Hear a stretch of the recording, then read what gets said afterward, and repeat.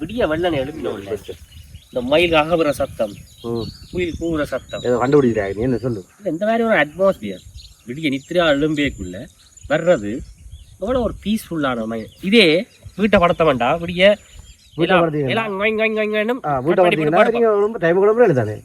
அடுத்த எல்லாம் அடிக்கும் எழுப்பினோடனே ஒருத்தன் கோன் அடிப்பார் அண்ணன் காசு ஒருக்கா போட்டு விடுங்க சொல்ல வந்த விஷயத்த சொல்லுவோம்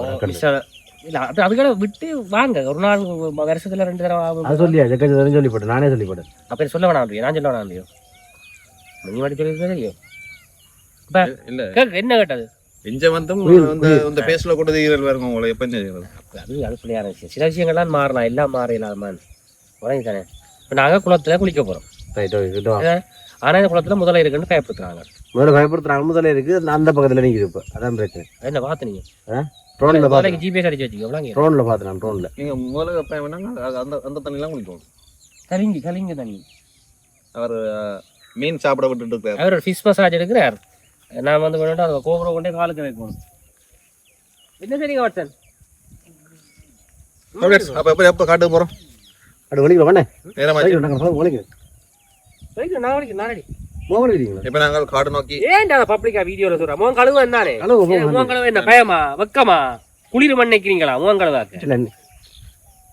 இதுக்கு கழுவுறோம் நீங்க கழுவாவிட்டா நான் கழுவாவிடலாம் கரடி மூஞ்சியா கழுவு சரி நாங்கள் வந்து முகத்தை ஒரு அலம்பி போட்டு நீங்க அலம்பி போட்டு காட்டுக்க போவோம் காட்டுக்குள் 2வது நாளாக நினைச்சு போறாங்க இந்த குளத்துக்குள்ள யானை வந்து குளிக்கிறதுன்னு இரவு சொன்னவன் நான் நம்பேன் ஓப்பனா சொல்ல நம்பேன் நான் ஆனா சில காட்சியில நாங்க நேர்ல பார்க்கக்குள்ளதான் அதெல்லாம் நம்புவோம் பாருங்க ஒரு யானை ஒன்று வந்து அந்த பாருங்க எவ்வளவு ஒரு நீட்டான யானையா இருக்குன்னு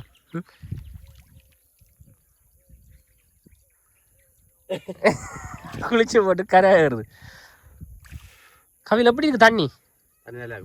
சில்லுன்னு இருக்கா சரி சாமியார் பூசைக்கு ரெடி ஆயிட்டார் சரிதானே சூரிய நமஸ்காரம் செய்ய போறாரு இப்ப அட்டாக நமஸ்காரம் தான் செய்வேன் இங்கே 2 பேர் வந்து ஃபிஷ் மசாஜ் அடிக்கணும்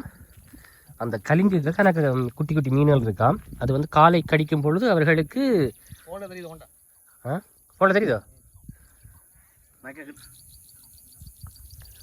எப்படி இருக்குது மிஸ்டர் வாட்சன் அண்ட் சிவம்